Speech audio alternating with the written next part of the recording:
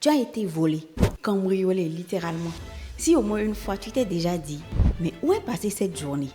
Les heures filent sans que tu aies l'impression d'avoir avancé réellement. Et c'est en grande majorité du fait des voleurs de temps. Ce sont ces activités et distractions qui viennent très sournoisement grignoter nos heures et affecter notre efficacité.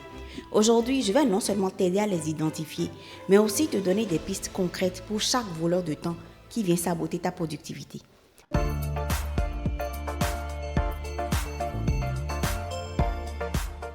Bienvenue sur ma chaîne, je suis Olivia Kenom, ta coach en productivité.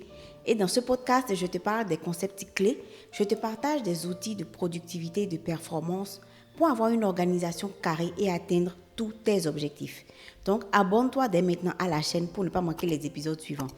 Tu peux également rejoindre mon programme d'accompagnement sur 8 semaines pour travailler sur ton organisation au quotidien, ta vision, tes priorités, toutes ces choses qui vont te permettre d'augmenter ton efficacité et atteindre ton plein potentiel.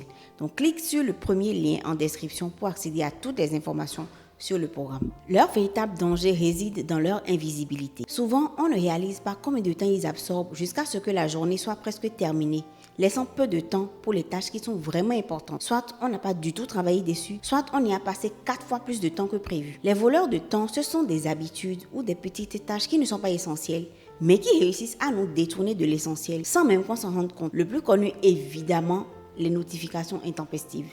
Nos téléphones sont devenus des extensions de nos doigts.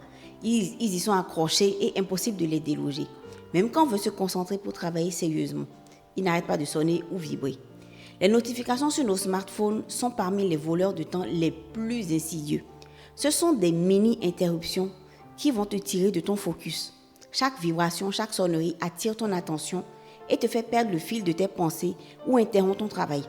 Ces micro-interruptions peuvent te sembler insignifiantes, mais leur accumulation tout au long de la journée va réduire ta concentration significativement. Que ce soit un message, une alerte d'application ou une mise à jour, ça va potentiellement te faire perdre du temps. Parce que soyons honnêtes, prends ton téléphone pour répondre à un message et te retrouver à scroller 20 minutes sur TikTok, à qui ce n'est jamais arrivé. Moi-même, je suis coupable. Ou bien, imaginons que tu reçoives une notification toutes les 10 minutes. À chaque fois, tu vas perdre en moyenne 2 minutes pour vérifier la notification et essayer de te reconcentrer sur ton travail ensuite. Si ça se produit 6 fois par heure, disons, tu perds 12 minutes. Donc, presque 2 heures sur une journée de travail normale. Et ça, si tu consultes juste la notification et tu reviens à ton travail, c'est ça. La solution la plus simple, c'est de désactiver toutes les notifications qui ne sont pas essentielles. Sur ton téléphone, commence déjà par filtrer les types de notifications qui doivent te parvenir. Parce qu'il y en a beaucoup qui sont profondément inutiles. Un jeu sur ton téléphone qui te notifie que tu as une vie de plus, par exemple, ou une application qui va t'envoyer « Hey, il y a une super fonctionnalité pour toi ». Aucune utilité. Désactive déjà ces notifications-là. Ensuite, à chaque fois que tu voudras te mettre au travail, tu actives le mode « Ne pas déranger » sur ton portable. Si par exemple tu attends un message important, tu peux programmer des moments spécifiques dans la journée pour vérifier tes notifications plutôt que de les consulter en continu ou bien à des intervalles trop rapprochés. Une autre solution spécifique pour les réseaux sociaux, tu peux utiliser des outils comme Freedom ou Stay Focused pour bloquer l'accès aux plateformes quand tu travailles. Et en bonus, tu programmes une alarme pour te rappeler de te déconnecter après un certain temps. Le deuxième voleur de temps, le plus gros, les réunions. Je sais déjà que tout le monde ne sera pas d'accord.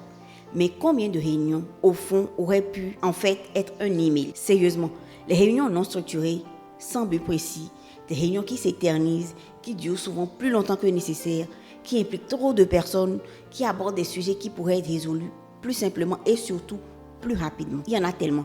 Avant de programmer chaque réunion, demande-toi si elle est vraiment nécessaire. Si c'est le cas, en amont, établis un ordre du jour clair et limite la durée de la réunion au maximum. Et tu n'évites que les personnes qui sont directement concernées. Assure-toi aussi que tout le monde sort de la réunion avec quelque chose de concret à réaliser. Je travaille actuellement avec un client qui se retrouve dans une position délicate. Il travaille avec plusieurs équipes différentes et parfois sa hiérarchie ou ses collaborateurs lui demandent d'assister à des réunions qui non seulement se chevauchent souvent, mais en plus, il y en a beaucoup dans lesquelles sa présence n'est tout bonnement pas essentielle. Donc, il prenait la responsabilité de sélectionner les réunions auxquelles il veut assister ou il coupe sa caméra et fait autre chose. Je lui ai proposé de suggérer quelques ajustements aux différentes équipes parce que des réunions dans ces conditions, c'est une perte de temps pour tout le monde. Même si tu te sens coincé, essaye de faire bouger les choses à ton niveau. Si plusieurs personnes de la même équipe se plaignent de la même situation, ça peut faire changer beaucoup de choses. Un fil d'email, un groupe de discussion sur WhatsApp, peuvent remplacer ce genre de réunion. La technologie est de notre époque. Pourquoi s'en priver en fait? Troisième position, les interruptions sociales. Un collègue passe à ton bureau pour discuter d'un projet, mais la conversation va dériver sur des sujets personnels. Ce qui devait être à la base une rapide discussion de 5 minutes se transforme en 30 minutes de bavardage sur la grippe du petit dernier ou du super week-end qu'elle a passé. Que ce soit un collègue qui passe te poser une question ou un coup de fil rapide, ce sont des coupeurs de rythme qui vont perturber ton flux de travail. Et à chaque fois que tu es interrompu, il te faut plusieurs minutes pour retrouver ton niveau de concentration initial. Donc, même si ces discussions de collègues au téléphone, dans un bureau, à la machine à café, peu importe, peuvent être agréables, apprends à dire non ou à les repousser à des moments plus propices. Tu peux fixer des moments spécifiques pour cette discussion informelle et tu expliques à tes collègues l'importance de les respecter, ces périodes-là. Il y a toujours des petits moments dans la journée avec des flottements ou bien des tâches simples qui ne nécessitent pas un maximum de concentration. Si tu travailles dans un bureau commun, tu peux aussi indiquer clairement tes moments de concentration. Comme moi, je travaillais dans un open space il y a quelques années et que j'avais besoin de surtout ne pas être dérangée, je mettais mon casque et c'était le signe pour les collègues de me laisser tranquille, que j'avais du travail. Il n'y avait même pas de musique ou de podcast en fait, mais c'était une sorte de panneau ne pas déranger pour moi. Ça peut être une bonne option pour faire ça en douceur. Quatrième et dernier auquel tu dois veiller particulièrement, c'est Internet. Littéralement. Internet, c'est un océan de distraction. Tu commences à chercher une information sur un sujet professionnel, mais une vidéo recommandée va attirer ton attention. Tu cliques et tu passes 20 minutes à regarder des vidéos qui n'ont aucun rapport avec le travail initial. Ça peut facilement se transformer en une plongée dans des vidéos, des articles, des liens divers, des réseaux sociaux et détourner ton attention de ton objectif premier. La procrastination, surtout sous forme numérique, c'est un voleur de temps qui est très sournois. Parce que tu as l'impression que tu travailles, mais en fait pas du tout. C'est très souvent dû à une tâche que tu perçois comme désagréable ou difficile. Du coup, tu vas la remettre à plus tard, chercher toujours plus d'informations soi-disant et te perdre toujours plus en passant d'un site à un autre. Donc, première chose à faire, installe sur ton ordinateur des bloqueurs de sites internet. Aujourd'hui, il y a tout un tas d'extensions de ce genre-là que tu peux télécharger. FocusGuard ou BlockSite fonctionne très très bien. Je vais te laisser en description les liens pour que tu découvres ça. Tu les installes, tu les actives pour limiter l'accès aux sites qui vont trop te distraire pendant les heures de travail. Tu peux aussi lancer des chronos quand tu travailles. Tu choisis le délai pendant lequel tu veux travailler.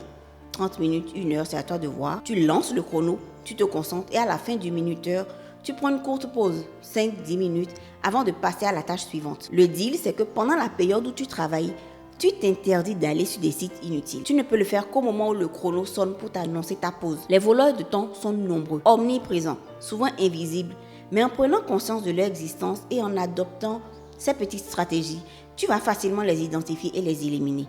Chaque minute que tu récupères, c'est du temps que tu peux investir dans tes priorités. L'essentiel, c'est de rester vigilant et de gérer ton temps de manière proactive pour ne pas laisser ces distractions t'éloigner de tes objectifs. Tu pourras comme ça améliorer significativement ta productivité et ton efficacité. Si cette vidéo t'a plu et t'est utile, n'hésite pas à me laisser un petit pouce bleu et surtout à t'abonner à la chaîne pour plus de vidéos sur la productivité et l'organisation. Merci d'avoir regardé. À la semaine prochaine pour une nouvelle vidéo. Ciao!